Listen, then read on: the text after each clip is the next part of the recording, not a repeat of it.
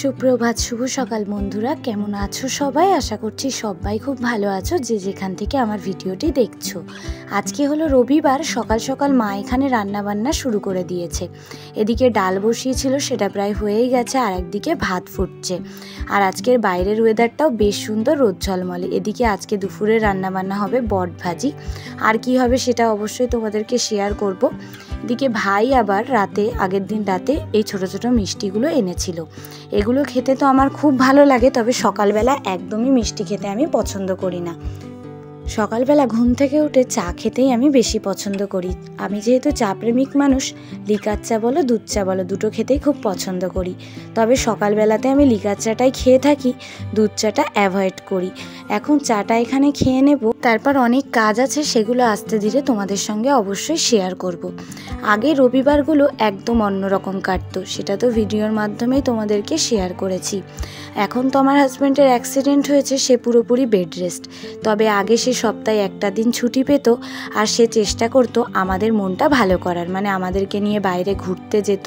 সবটাই ভিডিওর মাধ্যমে তোমাদেরকে শেয়ার করেছি। এদিকে ভাতটা প্রায় হয়েই গেছে, আর এদিকে দেখো ওয়াজিয়াও কিন্তু ঘুম থেকে উঠে তার দুষ্টুমি শুরু করে দিয়েছে। ঘুম থেকে তুলে ওকে ফ্রেশ করিয়ে দিয়েছি। এখন তার সারাদিনের দুষ্টুমি কিন্তু একদম শুরু। ওর এই ছোটো ছোটো দুষ্টুমিগুলো বেশ ভালোও লাগে, আবার মাঝে মাঝে অনেক বিরক্ত হয়ে যায়। তবে ওকে তো কিছু বলে লাভ নেই, কারণ ওর এখনও সেই বকবো সেটা বোঝার বয়স হয়নি। জীবন সব সময় একই নিয়মে চলে না, কখনো ভালো কখনো খারাপ। তো এখন আমাদের সময়টা একটু খারাপই যাচ্ছে, তবে অবশ্যই খারাপ সময় পার করে আবারও ভালো সময় আসবে ইনশাল্লাহ। আল্লাহ সবার জীবনটাই ভালো খারাপ মিশিয়েই কিন্তু তৈরি করেছে, কিন্তু কিছু মানুষ সেটা বোঝে না। নিজেদের জীবনের বিপদটাকে বলে আল্লাহ দিয়েছে, আর অন্যের জীবনের বিপদটাকে বলে কর্মের ফল। এটা কিন্তু নেগেটিভ মানুষরা বলেই থাকবে, তবে এইসব কথায় কান দিলে নিজেদেরই বৃথা। যাই হোক, সকালবেলা ওয়াজিয়ার পাপাও ঘুম থেকে উঠে পড়েছে, আমরা সবাই ব্রেকফাস্টও সেরে নিয়েছি। তোমাদের সঙ্গে তো সেটা শেয়ার করে দিলাম। তারপরে এখানে দেখো বিছানাটাকে ক্লিন করে নিচ্ছি। ওরা যেহেতু একটু বেলা করে ঘুম থেকে ওঠে, ওয়াজিয়ার পাপা, সেই জন্য এখানে বিছানাটা ক্লিন করতে কিন্তু একটু লেটই হয়ে যায়। তবে বিছানাটা ক্লিন থাকলে মনে হয় যেন সারাদিনের অনেকখানি কাজ হয়ে গেল।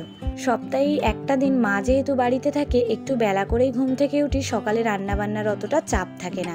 তবে এই দিন কিন্তু মায়ের আবার একটু বেশি চাপ থাকে, যেহেতু সারা সপ্তাহ জামা কাপড় ক্লিন করা, আরও অন্যান্য টুকটাক কাজ যেগুলো সারা সপ্তাহ করে উঠতে পারে না, সেগুলো এই দিনেই করে থাকে।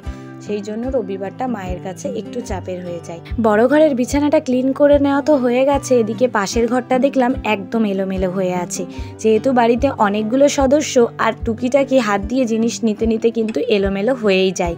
তো বারবার এলোমেলো হতেই থাকে, আর বারবার গোছাতে থাকি, তাও যেন মনে হয় সব দিকটা এলোমেলো। এদিকে আলনাটাকে ভালো করে গুছিয়ে নিয়েছি। যাদের বাড়িতে বাচ্চা কাচ্চা আছে ছোট ছোট, তারা বুঝবে বাড়ি গুছিয়ে রাখা কতটা টাফ। যাই হোক, গোছানো কমপ্লিট হয়ে গেছে। এখন মাকে এদিকে রান্নার দিকে একটু হেল্প করে দিচ্ছি। ওই যে বট ভাজি করবে, সেটার জন্য এখানে পেঁয়াজ কেটে দিচ্ছি, আর এদিকে হবে পটল আলু দিয়ে মাছ রান্না, সেটার জন্য মায়ের দিকে পটল কেটে নিচ্ছে।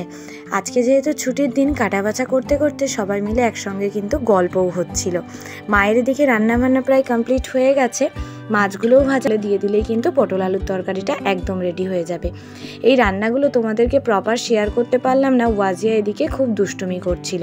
আর কি বলো তো, এখন ওকে একটু চোখে চোখেও রাখতে হয়, যেহেতু ও এখন চেয়ারে একা একা ওঠা শিখেছে, সেখান থেকে উঠে আবার নামতে যায়, আবার খাটে ওঠা শিখেছে, সেখান থেকে উঠেও নামতে যায়।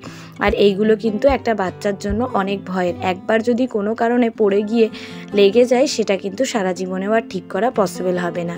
সেই জন্য ভিডিও তো সারা জীবন করতে পারবো, কিন্তু এইগুলো আর ঠিক করতে পারবো না, এই ভয়েই ওকে একটু বেশি করেই ফোকাস দিই।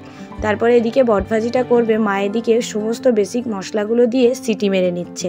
তারপরে এটাকে ফ্রাই করলেই কিন্তু হয়ে যাবে। আর মা ওদিকে রান্নাগুলো করতে থাকুক, আমি ভাবলাম এদিকে বারান্দাটা একদম এলোমেলো অগোছালো হয়ে আছে, সেগুলোকেই ঠিক করে নিই।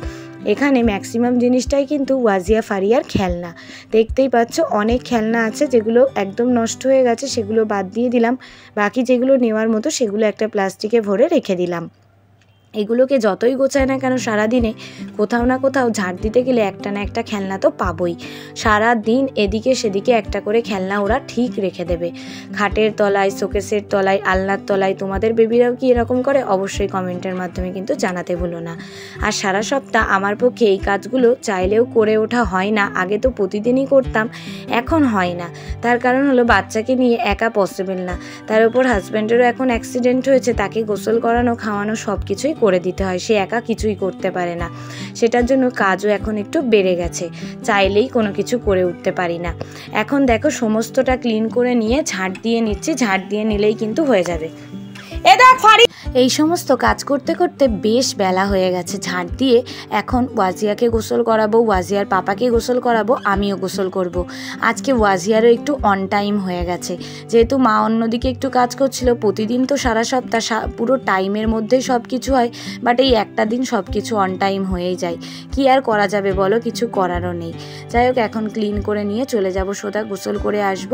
তারপরেই কিন্তু তোমাদেরকে রেসিপিগুলো শেয়ার করব। এই দেখো পটল আলু মাছ, যেটা মানে খাওয়া হয়ে গেছে, ভাইয়েরও খাওয়া গেছে, হাজব্যান্ডেরও খাওয়া হয়ে গেছে। এখন আমি সবটা খেলাম। আর এটা ছিল সন্ধ্যাবেলা, তারপর আর কোনো ভিডিও করা হয়নি। সন্ধ্যাবেলা সবাই মিলে একটু চাউমিন খেয়েছিলাম আর চা খেয়েছিলাম। আর এখন মা এদিকে আদা রসুনগুলো ছিলে রাখছে, আমাদের একটু বেশি করেই করে রাখে। সেটা শেষ হয়ে গেছে তাই করে নিচ্ছে। দুপুরে যা ছিল সেগুলোই এখন রাতে রুটি, সেটাই মা এখানে বানিয়ে নিচ্ছে, আর একটু পরোটাও সঙ্গে বানিয়ে নিচ্ছে। তাহলে আজকের ভিডিওটা এই পর্যন্তই। ভিডিওটা তোমাদের কেমন লাগলো অবশ্যই জানিও। আর এরকম ভিডিও রোজ দেখার জন্য অবশ্যই কিন্তু আমার চ্যানেলের পাশে থেকো। ফেসবুক থেকে হলে ফলো করো, ইউটিউব থেকে হলে সাবস্ক্রাইব করো। আল্লাহ হাফেজ।